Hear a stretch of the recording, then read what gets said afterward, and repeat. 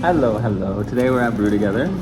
We've been here before in a couple videos, but it's Saturday. We wanted to get out of the room. We wanted to have some good food and air conditioning and chilling, so I had to drag Pooja out. Now we're having the pesto pasta. It's really good. It smells good.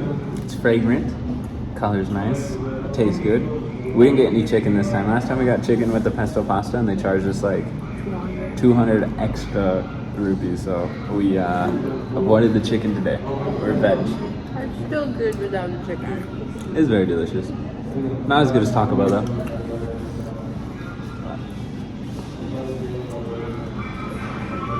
I kind of love how they over buttered the bread. It's too gooey. Gooey and buttery and I don't think greasy. you'll like it, sweetheart. I'll eat it for you. She already wants to steal my my butter bread. This pasta is good. Oh, fun.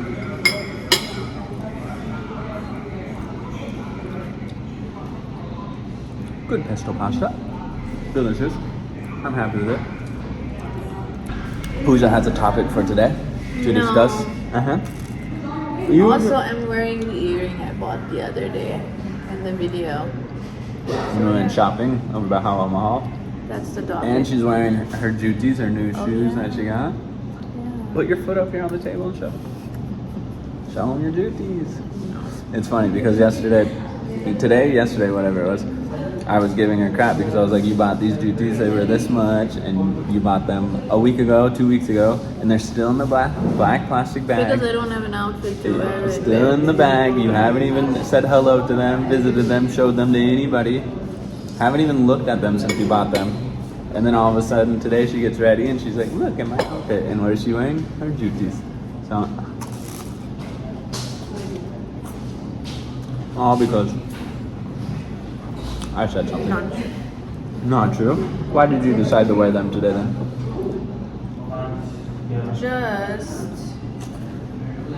I decided what outfit I wanted to wear, so yeah. That's what you meant. I had nothing to do with me complaining. Very good. Alright, now off to talk about rant. Pooja's rant, Pooja's topic for the day, which is Toxic work culture. toxic work culture. Sorry. My body was very hot. Yeah, why do you think I'm eating so slowly? Because you don't, I don't You know. burned your tongue? No. Welcome to the... I didn't burn my tongue, but usually I do, so... Toxic work environment. So, why do you want to talk about this today?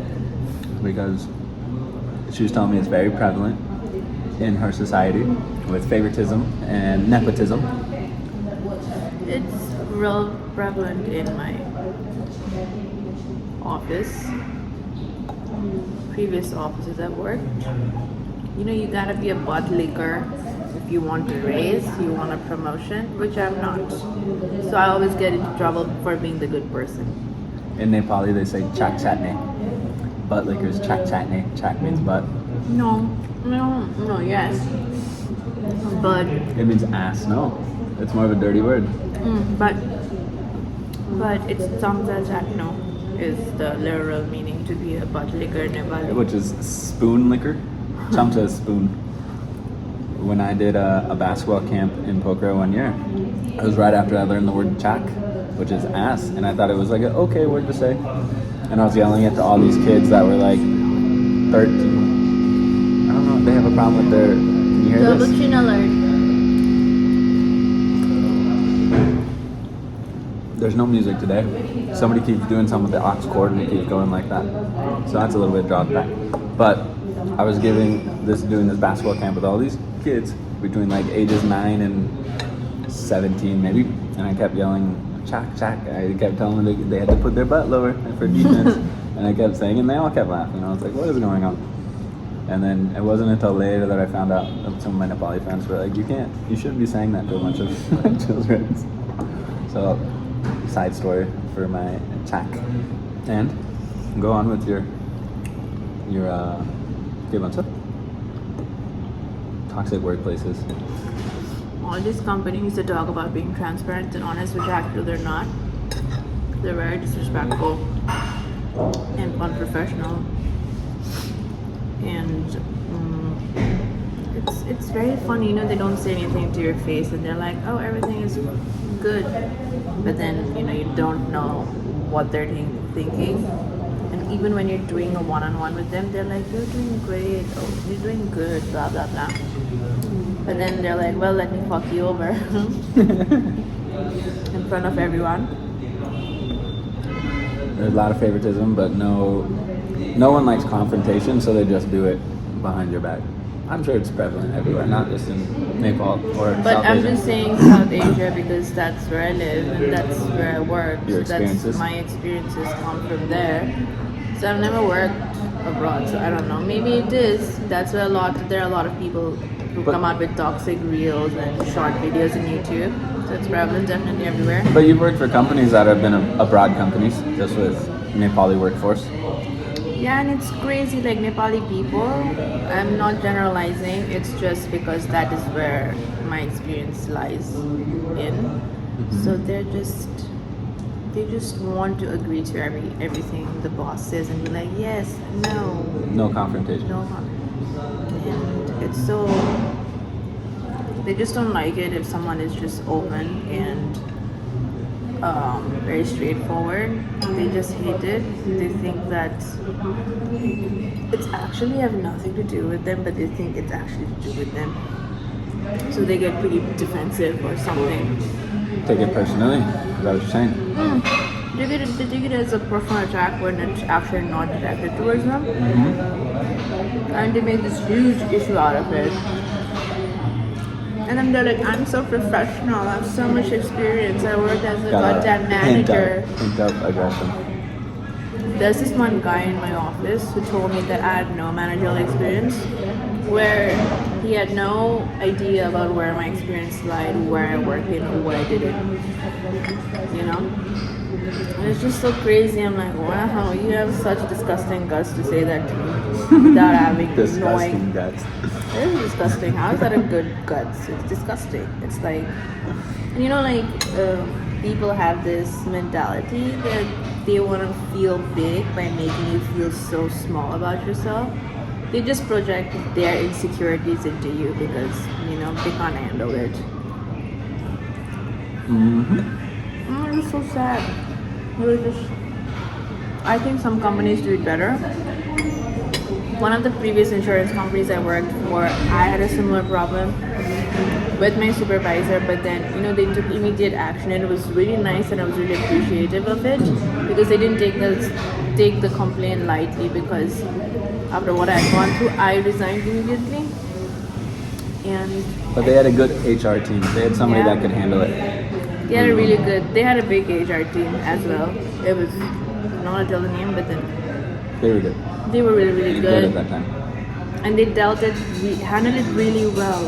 And you know what? They were very nice of them. They were like, you know, now we've fired her. Why don't you come back and work with us again? I'm The like, person she had a problem with. yeah. And I was like, thank you. That's very nice of you. I really appreciate it. But now, just want to move on. To give Pooja some praise after her little rant. I'm sure she has more rant coming, so don't worry. She has changed a lot in our relationship over the years, that she speaks up for herself and she doesn't let people try to dominate her in conversations and stuff like that. And she speaks her mind and she's more forward, which is a good and a bad thing. As she said, it's bad because people are not used to that here in, well, where she's worked and in Nepal and stuff like that. But it's good because she doesn't deserve that. Nobody deserves that kind of stuff. So I'm proud of her for at least becoming more open about that stuff because it is very difficult. It's very difficult and it has put me more into trouble instead of like, you know. Maybe trouble, maybe getting out of situations before.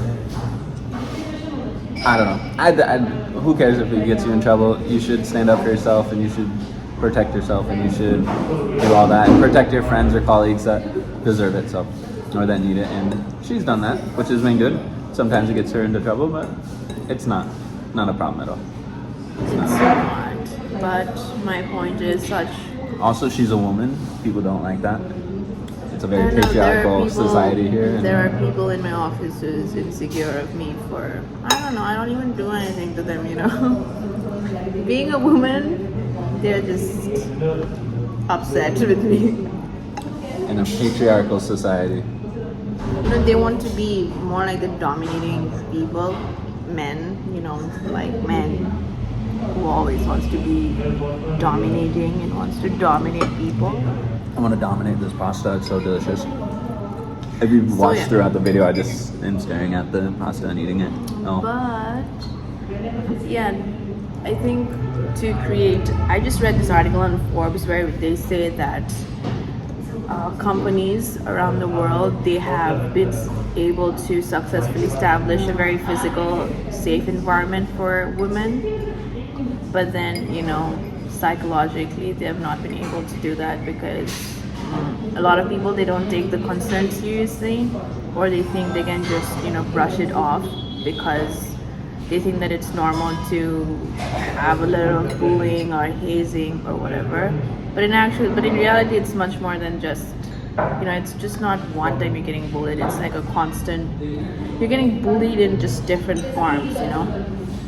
Bully just does not have to be dominating. It could be in so many different kinds of acts that we even don't realize, you know. And when you actually think about it later, you're like, oh, so actually I was being bullied or whatever. So yeah, or harassed. Bullying, harassed. Yeah. I know.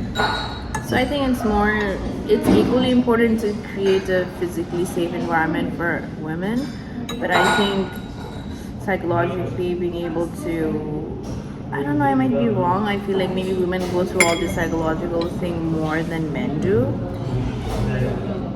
In different ways. Yeah, in Everyone gets it in different different ways. Yeah. That's a whole nother discussion for a whole nother video. We're talking about Pooja's stuff and women's stuff today. So yeah, so if you're a leader or a company owner, be nice to your employees, listen to them. If they come with concerns, don't take it lightly. Give them a platform least- and give them a platform to discuss it with you or discuss it with somebody. Because when there's no HR team or there's nobody and you only can talk to your boss, but they do a lot of favoritism, then it doesn't help at all in the first place. It doesn't matter if you are able to talk or not. It's just not gonna do anything because they won't care.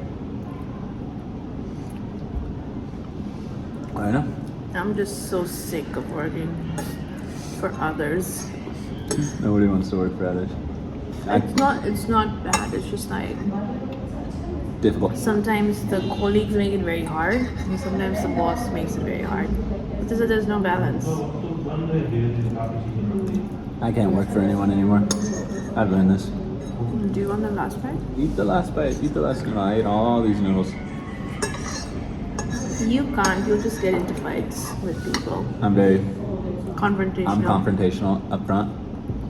I don't like stubborn. it too. I don't like it, but I'm used to it. It's good sometimes. It's bad sometimes. I also don't do it just for myself. I protect other people. Stand up for other people. No. Come on. In other jobs, I've gotten in arguments with my bosses to protect other people because I was in a leadership management role and they were under me. And so when the blame comes or something happens, it's also on me and I should understand that. So I take it. My direct supervisor, not my boss, does not like taking blame for anything. Pass it on. Fuck it. Pass He it just down puts the the blame on drain. me. You're not doing the task on time. That's why I'm not being able to. Instead of saying like, you know, like I get it, the tasks are being delayed, and instead of saying like, you know, I've not been able to make this system or streamline the process, instead of saying that, he just wants to just blame people who are not finishing tasks, and it's not even my fault. You gotta protect yourself. Everyone wants to protect themselves. So my lesson for everyone is be a bitch. Protect yourself. If you have to throw people under the bus, do it because Drive that bus. because I've realized no one gives a shit about you. So you have to throw people, and if need be a butt licker once in a while if you need to protect yourself. I think it's okay if you want to survive in the corporate world or anywhere because people like that shit. And it's just so. There's too much cussing. My grandma watches this. There's way too much cussing in this video. Hi, Grandma. You've been very nice to me in the comments. Thank you so much. I really appreciate it. And you're very cute. I'm still waiting for my hat, though. Just joking. So, we finished our pasta. We've cussed a lot. Pooja's cussed a lot. I'm having a bad day. So. Today was Pooja's day. This was my favorite video because I just got to eat pasta. But I think that's it. Yeah, that's all we got for today. Pasta's done. Our conversation's done. Bye.